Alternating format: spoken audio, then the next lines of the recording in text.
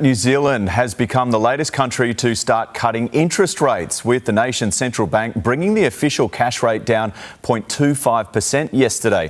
Economists say it shows how quickly central banks can change their tune, but it comes in stark contrast to Australia, where Commonwealth Bank has just revealed more borrowers are struggling to make their mortgage repayments.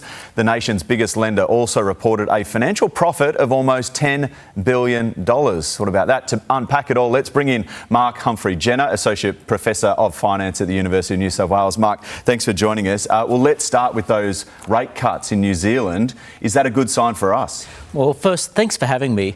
And the rate cuts in New Zealand, well, New Zealand went harder in crunching inflation than we did to begin with. So they really went much more quickly and much more aggressively to get inflation under control than happened in Australia. And in Australia, we've got a lot of government spending at the moment, which is really increasing inflation.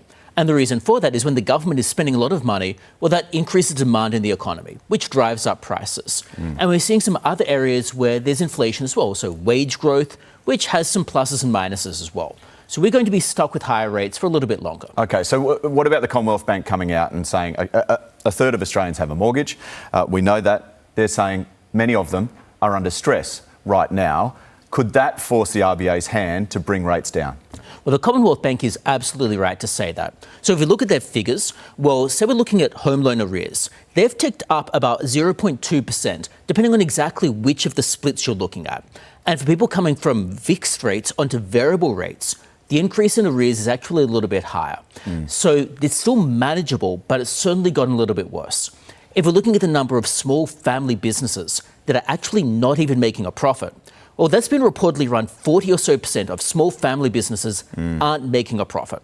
So things really are starting to crack. We're also seeing wage growth that's actually below inflation.